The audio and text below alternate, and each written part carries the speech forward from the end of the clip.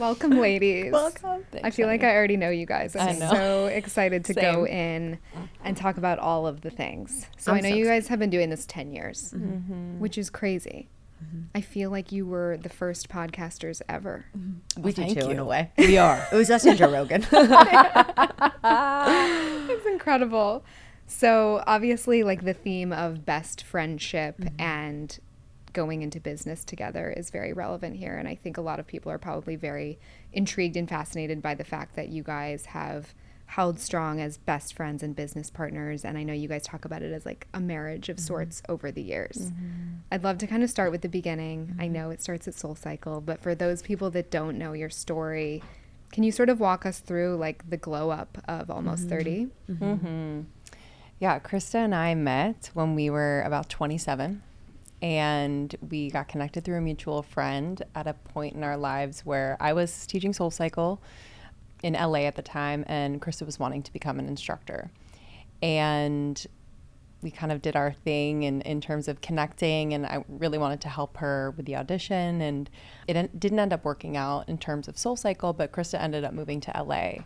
And we became fast friends, very fast friends. And you know, I think our connection over what we were experiencing in our life at the time was really that glue, because we were able to go deep, feel comfortable, feel safe immediately. At the time, you know, I was coming out of a long-term relationship who I thought was like my person. So my whole world felt like it had fallen apart, and I was just picking up the pieces. I was really not listening to my body whatsoever.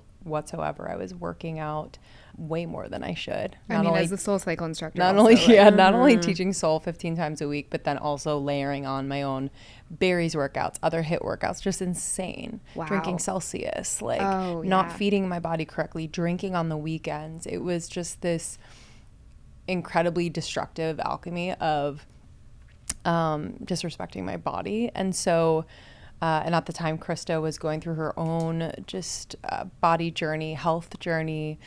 She was in a job that she didn't love and just didn't feel like she could be herself. We can go into that. And it just felt like home when we came together, you know, where even though our lives were falling apart, we're just like staring at each other like, oh my gosh. Like, you get me. Can it get any worse? We just felt so comfortable to share what we were moving through and what was coming up for us. And that was the first time I felt like that in a really long time. And I think I finally had like the words and like the energetic safety to go there. So from there, very quickly after, Krista came to me and just asked, like, would you want to start a podcast about what we're talking about? We were having a conversation at Bulletproof Coffee in LA. How LA of you. Oh my God. So we were fasted post SoulCycle. Yeah. That was technically lunch and breakfast. Jaws clenched. Yeah, I was trying to make it to 2 p.m. And I'm always down, you know, I'm always down to create something new and fun. And if it speaks to me, I'm ready. So we started the podcast shortly after on our closet floors, practicing for probably like 6 months, really just understanding our chemistry and what we wanted to talk about, what we wanted to focus on. It's very different than what it is today, but I think we had to start where we started, which is like sharing everything, sharing dating escapades, and just, it was not polished, but we launched in September 2016. Wow. And have been, you know, putting out episodes every single week since. And it's really evolved with us, which has been so nice. You know, I think oftentimes you can kind of land into a job or a creative pursuit and feel like it has to be the same thing, you know, in order for people to stay engaged with it. But our community has really grown with us, and we've met people along the way that have kind of found us at the right time. So it's been this beautiful journey of discovering ourselves and also supporting others and doing the same. I feel like in our upper 20s and 30s, where we all are now, there is this different reason to be friends with people, right? Like, you grow up and you are friends with the people that you went to school with and your parents' friends' kids and all of that. And then, like, as you get into this age, it's more of exactly what you were talking about, like life experiences and what you're going through, and having the same sort of POV on those life events that really bonds you. So I'm curious, like, if you can share a little bit more about kind of what you guys were both going through at that time and how you were able to lean on each other. Yeah, I'll answer the second piece, but I just want to kind of expand upon the first of what you're talking about. And I think giving people permission to have preferences in friendships, you know, like being able to be really preferential about who you spend your time and your energy with. I think growing up in the Midwest, I wanted to be liked by everybody. I wanted everyone to like me. I wanted to be friends with everybody. And then in life, you really kind of start to create this like, and sculpt who you are. And that means you're going to have preferences within relationships. So now my friends are people that inspire me. A lot of them are business owners. A lot of them have big purpose in the world. That's because we can relate on those things, but that's what I want to be around. That's like the energy that I want. And so I think for people, and especially for women, it's okay to be like very preferential about the people you want in your life, and even having like specific values for what you're looking for in the people that you want to relate to. For what we were going through when we started. So I was someone that growing up in a small town, like no one really had dreams of like what they would be and who they are. So I just kind of got into the corporate world. Experience. Yeah. Like they were like, what do you want to be? And I'm like, what are my options? Like working at GE, like working at Culver's. I don't know. Like I didn't really have any options. So I was like, okay, I'm just going to I got the first job that offered me a job. I took the first job. It was in management consulting. I was in the corporate world. I just felt so off my path. I felt like I lacked purpose. I knew that I came here to do something. I knew that I was made for more than the life that I was living. And I knew that I wanted to like make an impact, but I didn't know what it was. And so many people have that feeling, that like frustration, that like discrepancy within themselves of knowing that they're here for something, but not knowing what it is. So I had that for a really long time. And I think when I met Lindsey, I was kind of just at the point where I had tried a lot of different things. I had tried blogging. I had tried building a travel company. I had tried multiple, you know, types of avenues within the corporate world, and none of them really worked. And so, you know, I'd hit a point where I was like, okay, I really don't know what it is, but I'm feeling so frustrated. I'm feeling so incredibly mad at God and mad at the world that like, I know that I came here for something and you're not letting me do it. And I don't know what that is. And then on the other hand, I was in a body that I hated. You know, I hated my body at that time so much. Like, I think I'd moved to LA and I had been my thinnest I had ever been, you know, because that's what would matter to me. That was my priority. And then I had gained a lot of weight when I moved to Los Angeles because my body just like started to reject all the things that I was doing.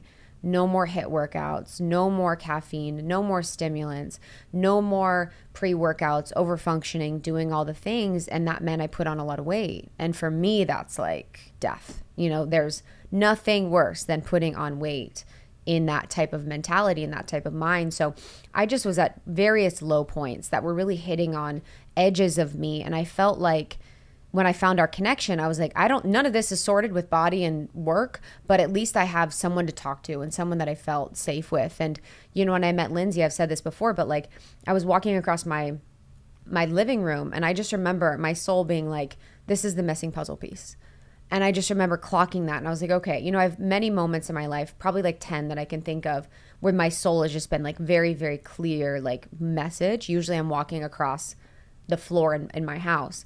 And I was like, okay, we're going to do this thing. And, you know, we didn't have any plan. Like, I would say this too to the audience, like we created out of the true desire and intention to create and to do and to connect.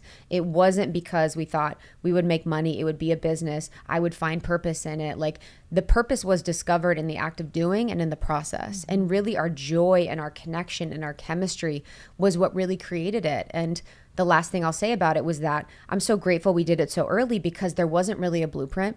I think what can trip a lot of people up now, even for us, like is like what a lot of people see now is they want someone else's blueprint in their life. So a lot of people are so lost because they're seeing online on social media the blueprint of someone else.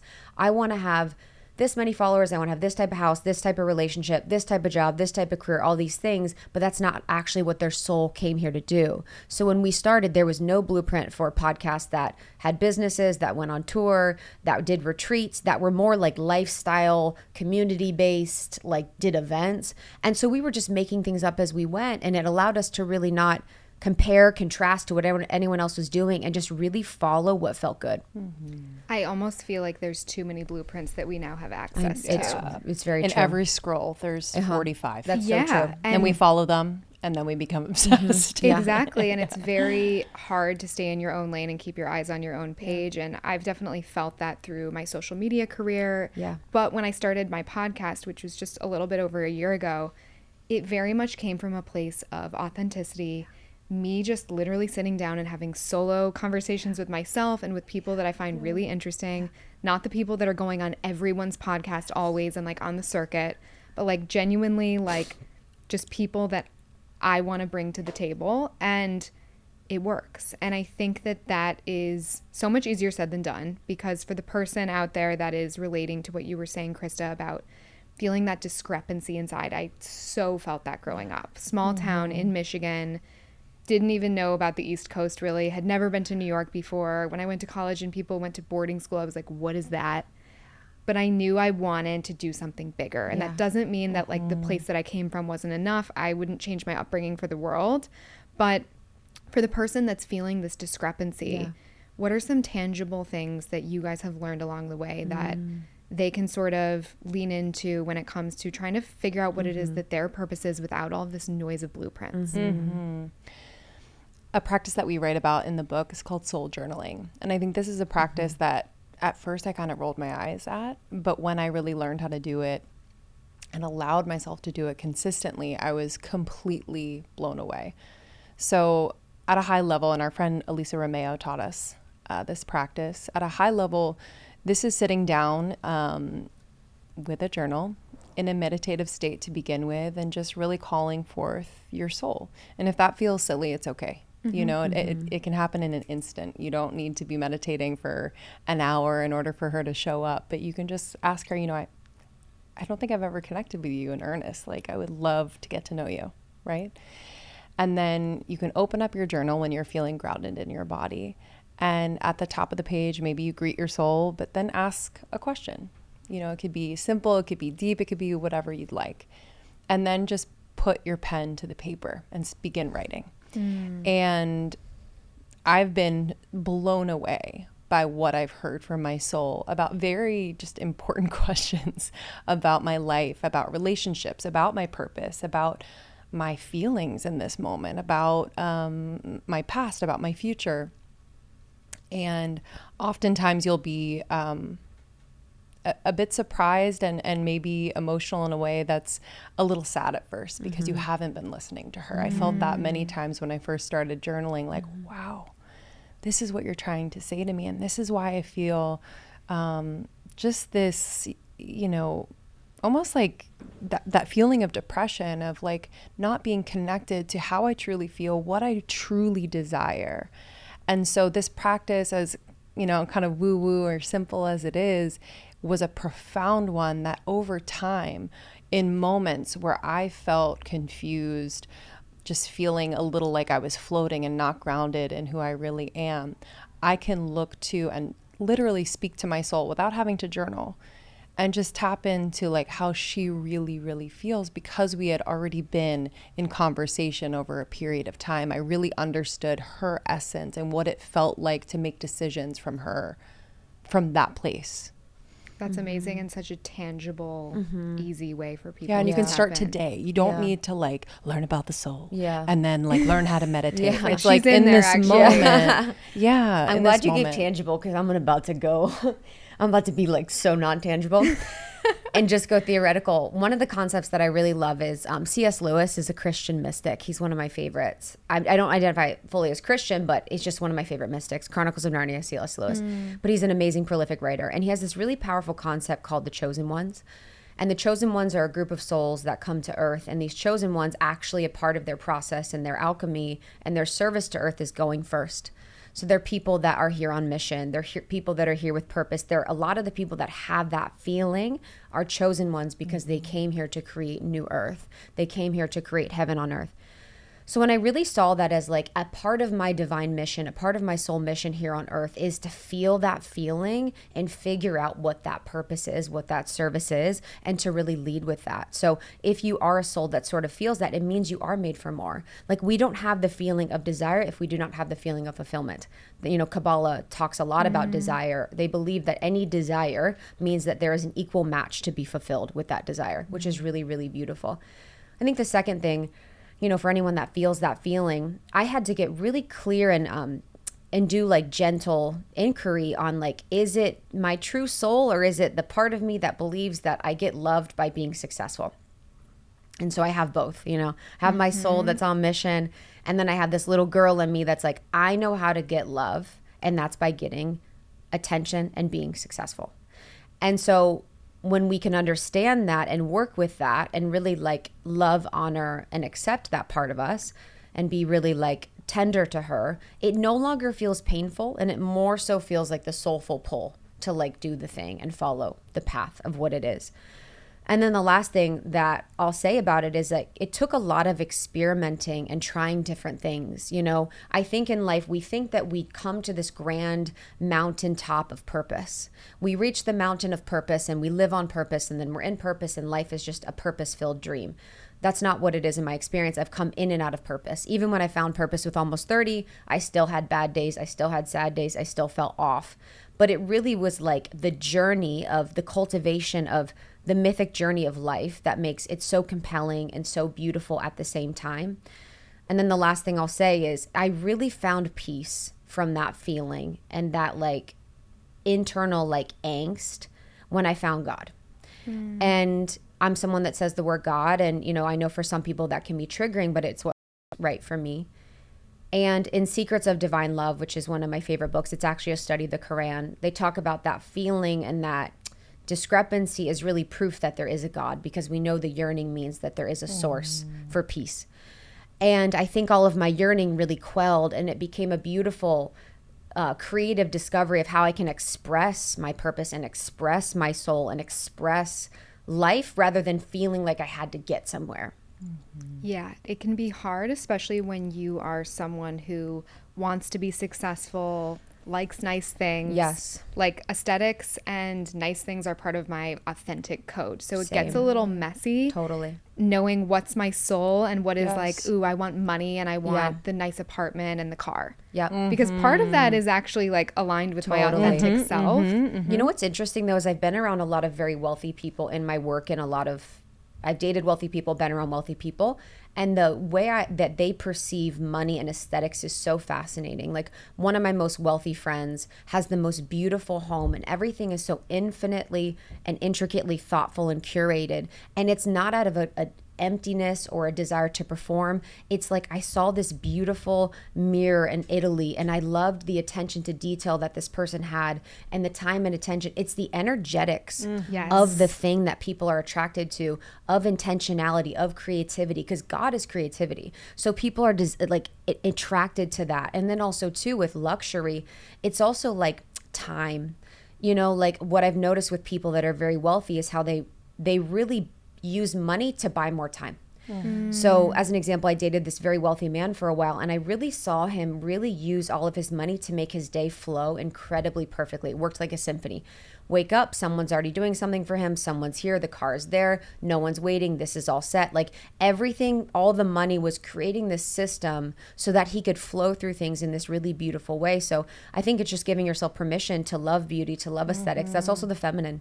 I think a lot of us really feel shame about loving beauty, loving aesthetics, loving to adorn ourselves. But in Egyptian cultures, like cultures back in the day, that was a part of the spiritual ritual to like put adornment on the body. I love that. What are some things that you do daily to sort of honor the feminine in you and keep that flourishing? I live in New York as well, and as you know, it's kind of rare to have like a little outdoor space. We have a little terrace, and I planted a garden, and I was like, I shouldn't do this. This is, well, you know, we're in the middle of the city. Is this even going to do well? But I called one of my friends who has like a company where she's making organic soil, and I was like, can you come help me like plant this garden and just kind of guide me? And I am shocked at the joy that it is bringing me. And I think it really is just this tending and cultivation, using my hands, activating my senses. Yeah. I mean, we're picking the basil leaves and we're smelling them, me and my son, and we're just, it's kind of an extension of, I think, the care that really brings me so much joy in motherhood and in being like the homemaker, and just being able to kind of bring in that natural element. And yeah, I just think we don't give ourselves permission enough to do those things because we think, but why? Like, Yeah. is this wasted time? Is this wasted space? Like, what is it even for? But without actually being in process to create it and put forth effort to bring it to life, you won't actually understand the purpose that it's supposed to bring you unless you actually be in that process. Yeah. And so I've just, not only the garden, but I'm now getting more curious about what else do I want to be in process with to create and to kind of be in that cultivation and tending to and just seeing something transform over time. Like that to me feels very feminine, and just picking up on the energetics of what these things need, whether it's art, whether it's plants. So I feel like that's really kind of brought that beauty out of me, that feminine out of me more in a very hard city. I love that you say that, because we just bought a house in the Hamptons, and I just started a little garden with my mom there. And it's the same thing where I feel like we spend so much, if we have a second of free time, it's like, I got to work out, or I need to get a facial or get my nails done. That habit stack. Yeah, it's like this. And I've actually just been, the first thing I do when I get to the house is I deadhead all the plants, and then I take my watering can and I slowly water them. And there's something really nice, especially as someone who doesn't have kids yet, of taking care of something else. Yes. And just allowing yourself that time and space to slow down. Yeah. Without thinking so much about, I have to achieve this through it. Which is Completely. very hard. And I think even with like self-care and like self-work and reading audiobooks and things like that, like sometimes you just need to like read the romance novel and enjoy and not be doing. Yes. Yeah, because it's not agree. outcome based. You know, it's like when you go into outcome based, you're kind of out of the creation. And I love that too, because it's like that's actually creating life. You're tending, like what is more feminine than tending and create, you know, being a part of the expression of life, which is so beautiful. I'm so grateful that you know, I was in my masculine for so long, in my relationship and in our relationship and in the business. And for me, that was like burnt out. That was over functioning. That was being very controlling. That was being very rigid. That was being very strategic. That was always leading. Like I didn't trust anybody enough for anyone else to lead. And so now in my life, it's a lot of receptivity, and it's a lot of women. I work with women. I am around women all the time, and being with women just cultivates this beautiful connection with the feminine, which I really love. But I would say the biggest thing that I do on a daily basis that I think a lot of women do that they don't give themselves enough credit for is being really intuitive. Like I'm incredibly intuitive. I'm using my intuition, you know, almost at every turn. And that's just one of the most beautiful feminine elements. And so giving myself permission to be in my intuition and also be intuitively led has felt like so permission giving and then also so feminine. Can you give an example of a scenario where in the past you maybe would have let your intuition not lead, and now it's like at the forefront? Yeah, I would say in dating. You know, I was in a relationship for a long time. I was married.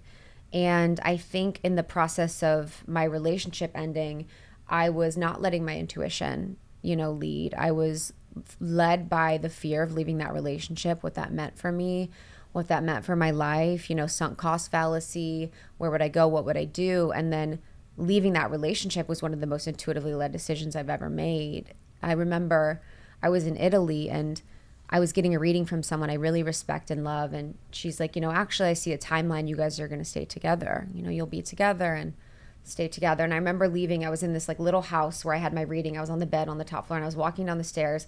And I was like, that's not what I'm doing. And I just was like, that's all good, but that's not what I'm doing. And I just remember being like, I don't care what any psychic says, what any healer says, what anyone else says, I'm leaving this relationship. And I knew from that moment that like this was going to be the thing that I follow, even if it was hard.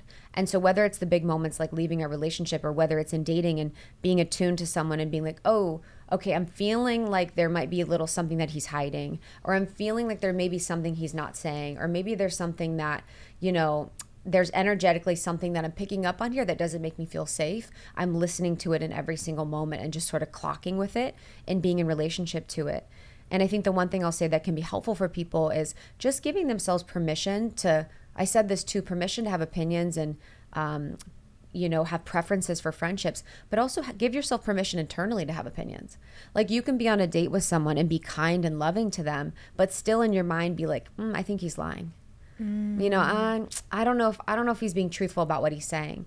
Like, that part of you is actually very profound and very powerful. Yes, they could be protecting you at times and kind of keep you from love, but they actually have a lot to say. So when we have our intuition, sometimes we keep shutting it down because we're afraid of what it might say. No, I want this person to like me. I want to be in a relationship so bad. I'm scared. You know, I'm going to be alone. And it's like, this one part is like, I think this man's a liar. You know, like, so it's like giving yourself permission to have the intuitive messages and the hits and be curious about what comes through. I think something that I struggle with that, and I will say that my intuition has done like a 180 over the last couple of years, especially in your 30s. I just feel like everything gets stronger. But as someone with a very anxious mind that is generally thinking about worst case scenarios from a protection standpoint, how to kind of differentiate from intuition versus anxiety. Yeah. I think for me, the first thing I do is just check in with my body. You know, my body will definitely tell me whether I am thinking or operating from a place of fear or a deep place of love and peace and groundedness. And so the fear can often feel like a contraction. You could be tensing certain muscles. Are my shoulders by my ears? Am I kind of literally closing off my heart by kind of bringing my shoulders forward? Do I have like a nervous, you know, kind of tick in my foot? I'm quick to notice things in my body, maybe because I've been in fitness and just had that body awareness for so long. But it's always told me, if I look back on relationships, on places I was, situations I was in, my body always told me. Did I always listen? No. But today I know that I can check in there and really trust my body. And so for me, anxiety is a feeling I get usually in my, it depends, it kind of travels. It could be in kind of that heart place, but like usually a little bit lower, like right here, solar plexus-ish. And I try not to judge it like, oh, you're just anxious again. I try to get a little bit more curious about where is this really coming from? And it could be something not related to what is triggering the anxiety in the first place. It could be because I had just coffee this morning and I didn't actually get sensitive girlies. Whole foods. I get it. Yes. Like what I put in my body. Did I get enough sleep last night? How did I go to bed last night? Did I go to bed with like kind of an unresolved feeling and I'm carrying it into the day? And my body will tell me that. So it's not as like black and white. You know, you can't diagnose. For me, I can't diagnose in the moment and kind of just move forward. I kind of need to sit with it and really evaluate, do a little bit of an audit, both physically, mentally, emotionally, on what's actually coming up. And then intuition for me often is peace. No matter the chaos around me, maybe there's like kind of chaos bringing up something I need to identify or make a decision about. Usually it just feels like almost like a golden rod in the middle of my body where I'm like, it's glowing. I'm like, yep, we're good. No matter what, I know this is true or this is right for me. So I know that's a little out there, but it is this kind of cultivation of that feeling over time. What does it feel like when I just know? And it takes practice. Yeah. You know? Of course. And like you said, there's so many outside factors that can inform the way that we're feeling or showing up. Yes. I want to circle back to what Krista was talking about, going through a divorce. And so many of my listeners message me about breakups and divorces. And, you know, even just what you were saying, Lindsey, about being able to feel something in your body.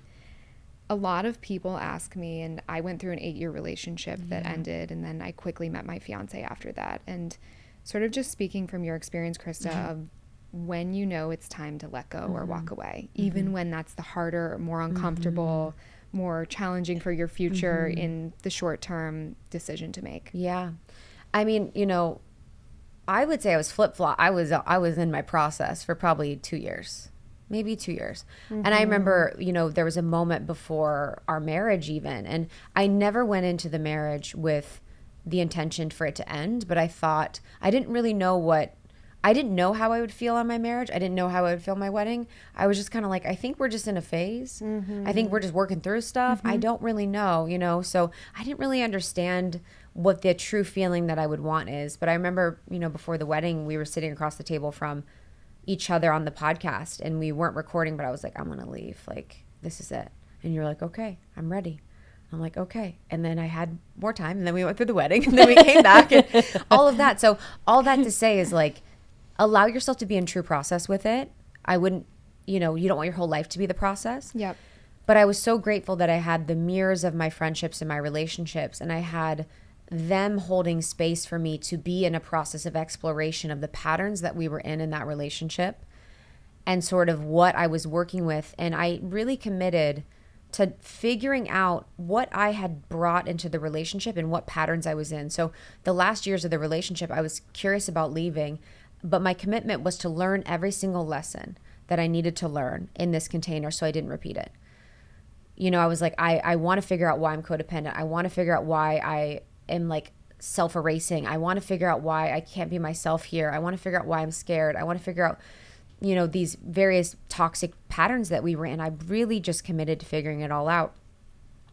And then in the end, there was just so many moments where I just kind of would play games with myself. Like I played one game where I was like, and you sometimes have to do this when you don't know, but I was like, if he doesn't ask me a single question tonight when we went on this date, we went on this like long date, I have to leave.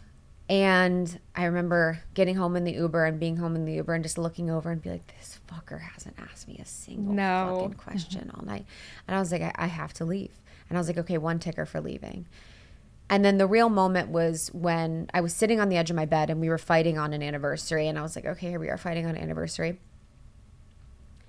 And I remember a lot of the issues, but I feel like I had to be perfect in the relationship. I had to speak perfectly, be perfectly emotionally, be perfect in every way. And he was kind of going in on something. And I was like, my soul just said, for the right person, you don't have to be perfect. You just have to be yourself. And I just remember that like liberation of like, oh yeah, that's what love is. And feeling too, like I'm wanting to change him. He's wanting to change me. Like this has to be better. So I would say to anyone that's curious about leaving their relationship, using the relationship container for all that it's worth to learn about yourself deeply. Relationships are the biggest tool for transformation and growth if you're a spiritual being. So using that container in the best way possible, allowing yourself the grace of a process. If my friends had been like, hey, girl, you need to leave. This is toxic, da-da-da-da. I wouldn't have had that extra time to really get into this.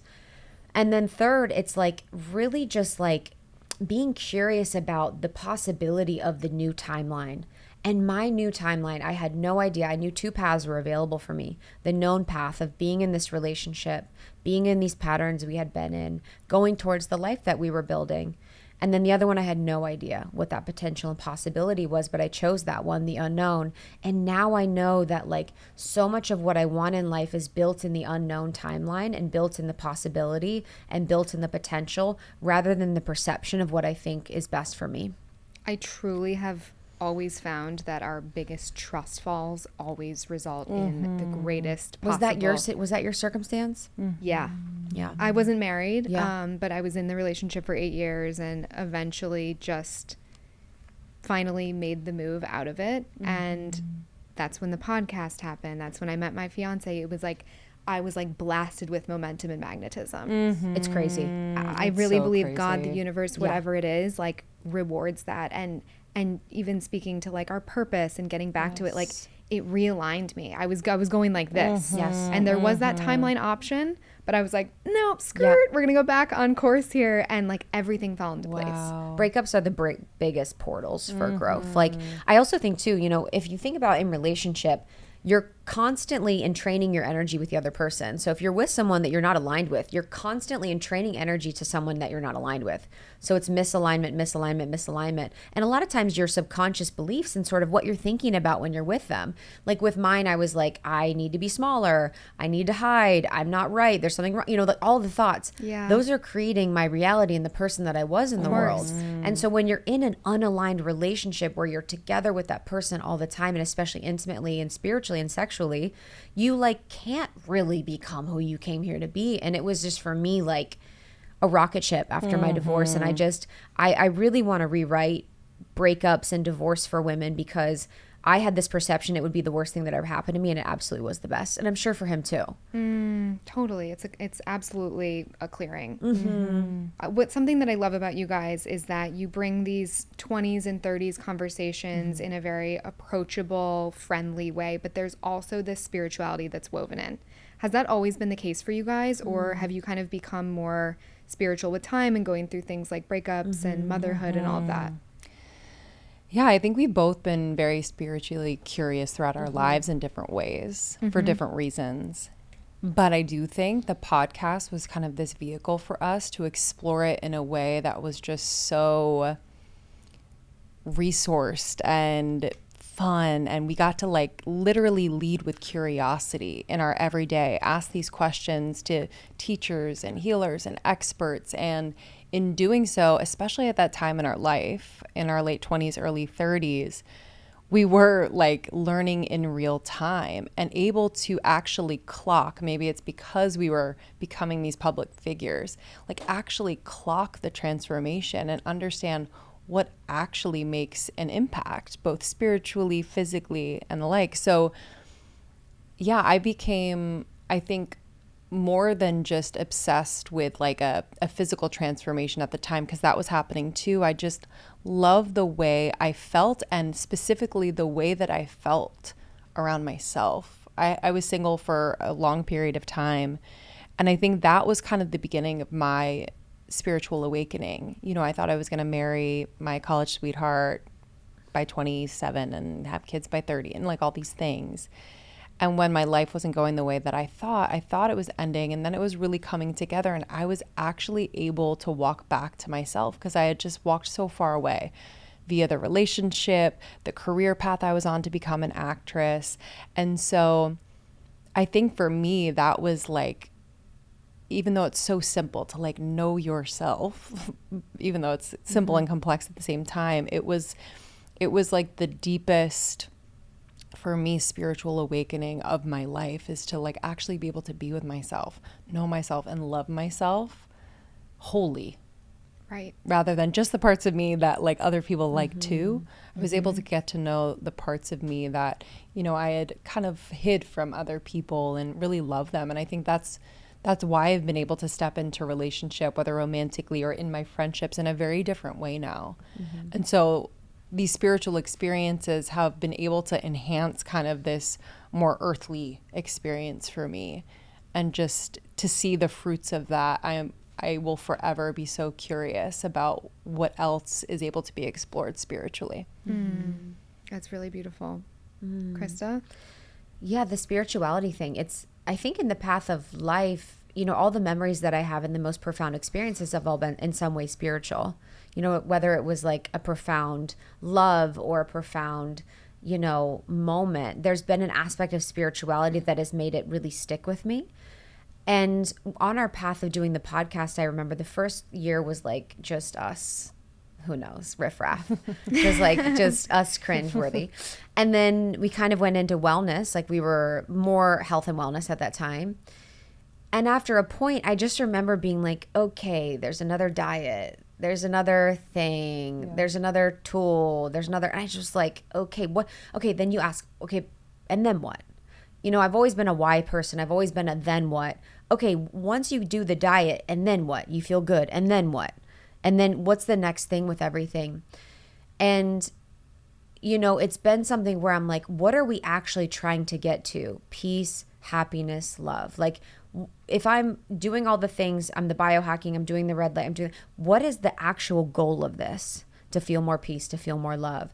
And I think with the spiritual practice, it just has allowed me this deep sense of peace and reverence and a sense of soulful home, you know, with something greater than me and an aspect of me that exists infinitely within me and all around me. And, you know, the spiritual language and the way that I work and the way that I think spiritually may not resonate with everybody, but I know so deeply that my reason for being here is to be a part of the human experience by bringing through an aspect of spirituality.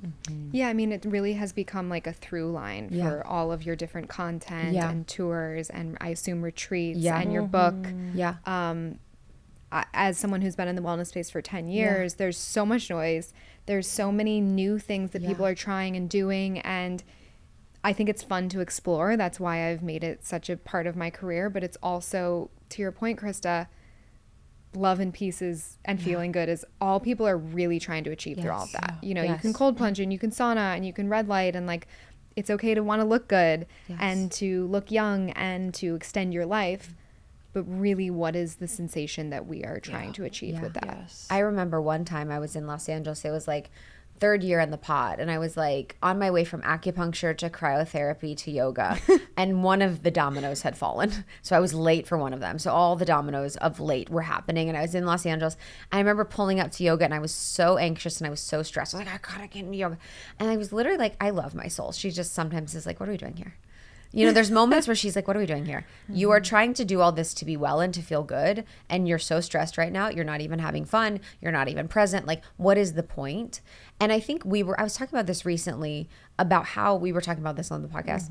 It's almost like we went through this like wellness materialism, this wellness boom of so many products, so many supplements, so many practices, so much money was infused into the wellness space that just really gave so much wellness like consumerism, and we were all sort of a part of that, trying all these new things. And now I think everyone's sort of moving to more simplifying the practices, simplifying the principles. And I think that's been a lot of our life now, is like, how can it be more simple? How can it feel more true? What works for me may not work for you, but I'm just going to find out that and then sort of move on, because it's no longer like a part of my personality to be a wellness person. I'm like, I just do my life. I live well. I eat well.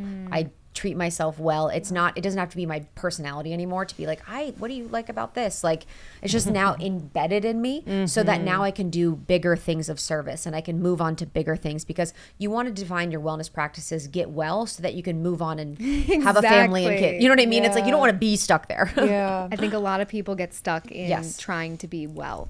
Yes. And it's like, what they does that take it even on mean? as like an identity. Yeah. Yes. And it also becomes like the next list to achieve. It also becomes a mechanism for avoidance. Yes. It's the same thing in a different font as what we were describing in the beginning of working out all the time and the caffeine and the stimulants, and like that attitude of, once I achieve this, then I'll be happy. Yes. And I think, unfortunately, it's been applied to wellness in a lot of ways. Yes. I think from a parts perspective, you know, a lot of women in the wellness space they're a specific type of women, and I would put myself in that category too, but it's like, you have a part of you that believes if you just do everything perfectly, everything on the list, that you will be loved, accepted, you know, all of the things. Like, life will happen to you once you do all of the things. Once you take all of the courses, all of the programs, do all of the practices, and you can get really stuck there in that constant doing, that constant external, that constant outside. And a lot of wellness is that. A lot of wellness is the buying things, the doing things, the achieving, the presenting, the performing. And true wellness, like, you know, from the way that I see wellness, is just wholeness. It's like your ability to love, honor, and accept yourself exactly as you are. So that inherently is against all of the things that you're doing. And not that I think you can't do both, but like, for you to love, honor, and accept yourself in truth is doing it without all of the external need to validate who you are. 100%. And I think because you guys have been doing this for so long, 10 years of podcasting, it's really cool that we as listeners have been able to go along on the journey with you and sort of like see the evolution and the change. And I mean, it's really like a time-stamped version of you guys. Oh, we know. I know. Pray For better or for worse. I have 3 fantasies in life. One fantasy is to do voiceover in a Pixar movie. The second, which I'm going to do. The second fantasy is to have a dinner party with all of my ex-boyfriends. And the third is to wipe the internet in a way that I feel aligned with. We still have people using pictures from 2017 I'm like, to like introduce us. It's so crazy. Like must be. If you think about that too long, about how much content is there of me sharing about me and my life and where I'm at, and how it's actually a thing that I can't dip into too long, because it really will mess with your mind. How do you handle that with dating? Oh, that was the whole thing. What do you mean? That was my whole... I to be honest, in my dating journey, I didn't tell people who I was or what I did. I didn't follow anyone on Instagram. Some would follow me, but I didn't. I honestly realized a part of it felt true for me because I wanted to connect with them as a person, and I didn't want them to have access to so much about me. It felt unfair. Yeah. Like, I was like, you get so much access to me and who I am, and you get to decide through all of this, and I don't get that same gift. And so that was really challenging. And you know, now I'm in a relationship with someone that literally is so obsessed with what I do. Like, everything that I do, they love. Like, he brought up a story I did the other day. He's like, that was so funny when you did, like, just thinks that, like, my world, my teaching, the women that I serve, everything that I am is, like, he's so inspired and empowered by, and he wants more of it, and he wants to support me in it. And I never thought I would want that. Like, I even remember at the beginning of dating, I would say with my friends, I'm like, oh, I kind of want him to, like, think that what I do is cute and think that what I do is, like, just accepts it. But I'm like, no, like, I want, for what I do and who I am, the purpose that I have, the way that I show up actually needs someone that is fully on board with my power and my life and my force. Because if you're not, I'll probably make myself small to stay in the connection. Yeah. So I really need, like, it's a necessity for me, for you to be aligned with that. So now I have it good, but before I was really hiding it, to be honest. What a great contrast to your experience before. I'm so grateful. Yeah, I'm so grateful. So tell me about your book. I know that it launched, you guys dropped it a couple of months ago. Lindsey shared the soul journaling concept from it, but tell us a little bit more about what we can expect. Yeah, so this book has been on our hearts for years, and we just didn't know when. You know, the timing of things is so out of our control, but when we were approached by our agent, we just felt like it was the perfect time, you know, and I think we had to move through some really real life stuff, you know, whether it was divorce, becoming a mom, getting married, like just certain things that we were deep in process with. And I think it helped us to now kind of speak from a place of experience, of just groundedness around some topics that we felt were important to include. And so Almost 30 is really this guide for people to navigate change and to be in right relationship with change finally. You know, I think we can be so afraid of change, of what it means to us, for us, about our life. And it's really just such an opportunity if you're moving through a season of change where it feels like maybe your life is falling apart, you know, like your relationships are coming into question, like what is your purpose? What is this life all about? It can feel just so heavy at times, but it really is this beautiful opportunity to step into more of who you are. And it's a process. It's not going to happen overnight, but we hope that this guide is going to not only make you feel less alone because we share our own personal stories, but also really empower you and help you to remember that so much of what you think you need to learn how to do and have and be is already inside of you. And so I think this book is really kind of this reawakening in so many senses that, you know, you are who you've been looking for. You have inside of you what you think you need to, you know, be in the relationship of your dreams, to live a life on purpose, to have a healthy body. So, yeah, the book is really just this, I believe, like a legacy piece of the last 10 years where we've been able to share our honest stories and learnings and experiences, and then also weave in the wisdom from over, I think it's like 800 guests now. You know, Wow. we've incorporated a lot of them into the book. And we also just share really practical tools, you know, that people can begin today and really enhance their life in a very meaningful way. Amazing that it's really just about coming back to you.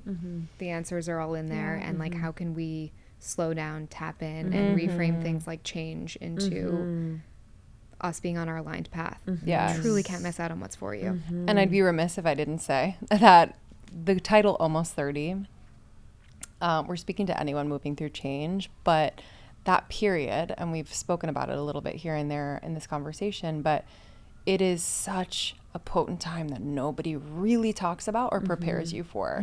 So astrologically speaking, this is your Saturn return. This is a time when like so many things come into question. The Saturn, the planet, is coming back to the place it was in the sky when you were born. And he just comes in and he's like, yo, this is unaligned. This is unaligned. This is where you can be more of yourself. And it's so confronting, but it is just so purposeful. And like I said, potent for change. And then neurologically, in your late 20s, your prefrontal cortex is coming online. And this is the area of the brain responsible for decision making and emotional regulation and long-term planning. And so many things are syncing up in this moment, but it can feel like so much. So much. It's so easy to panic during that time. Yes. And so we just really wanted to like provide a very grounded reframe for this period, because people can go into it and be like, what the hell is happening in my life? Like, no one prepared me for this, or is anyone else experiencing this? And just here to tell people that it is normal, and this is how you navigate it. Yeah. And also just not feeling alone during that period, and reframing it to be this potent, amazing period that if you know that you're going through it and you can lean into it through your book and this guidance, can actually be a really impactful thing. Yes. I say, one of my favorite things that I say, one of my little graphics on Instagram is allow uncertainty to feel like adventure. And I just, when I really saw that, because when I saw that in my own life where I was like, I'm so uncertain about my career, my relationship, my future family, like I was just, all of this can be like the adventure of my soul. Like, what is going to happen? Who am I going to meet? Where am I going to go? What am I going to do? And that's where we get like the most beautiful aspects of life, is when we don't know, and faith is believing in the unknown. And so when we can have that, it can be so beautiful. And I think for people in their Saturn return, it's really like a flattening of it. Like everything changes and shifts. So when we can give people that hope and that possibility that it's all working out for their greatest good, even though it feels like everything is crumbling and that life is over, that is like my dream. It's almost like David Guillaume's Pause, What a Pleasure. Totally. How can we actually enjoy this adventure and this ride that we actually have no control over? Totally. I think that's like the most true. liberating thing, is knowing that you don't have control. Yeah. Like I think at the beginning of my spiritual journey, last thing is like, I thought I did have control. Like I think in manifestation, I was like, I have control over this. I was like, if I just manifesting. yeah, like literally, this. I was like, if I just have this on my vision board and I look every day, this is my life. And now I'm like God had to be like, no, honey, that's so cute that you think that. Now I'm like, whatever you want, man. Wherever you want me to go. Well, thank you guys so much for coming on. Thank you. Such a joy having you both here. Where can people find you, find the book, follow along, listen to the podcast? Yeah, you can listen to the podcast Almost 30 anywhere you listen to pods, Spotify, Apple, all the places. And then our book, Almost 30, A Definitive Guide to a Life You Love for the Next Decade and Beyond. I mean, the subtitle. Will we make it shorter I've never next time? said it publicly. You know, Yeah, I had the subtitle written down. I'm like, I'm going to just go with Almost 30. So I'm not I reading think from my honestly, paper. we need to take that back to the book. Because I think it describes it well, but it's just long. I feel like it subtitles should are be just long. like, I think definitive messes it up. I'm dead that we're dissecting No, the title. no, this is Anyway, two Virgos. Two Virgos. Two Virgos. in I'm our Virgo rising. chart. She's just Yeah. Virgos just popping off. I got on that stuff. Virgo moon. I understand. Yeah, you'll get it. Blessings. Yeah. So you can get it on your anywhere path. books are sold, Amazon, Barnes & Noble, Target, all the places. And I'm at Lindsey Simcik on Instagram. You can follow Almost 30 podcast on Instagram and TikTok. Yeah, I'm at It's Krista. It's ITSKRISTA. I'm excited to have you on. So I thank you for listening to you on our know. show. Yay. So guys, I will be on Almost 30 after this. We're doing like a swap right now. Yes. Thank you all so much for listening, and thanks again, guys, you. for joining. Thank the you. best. Bye, guys. Bye. Bye.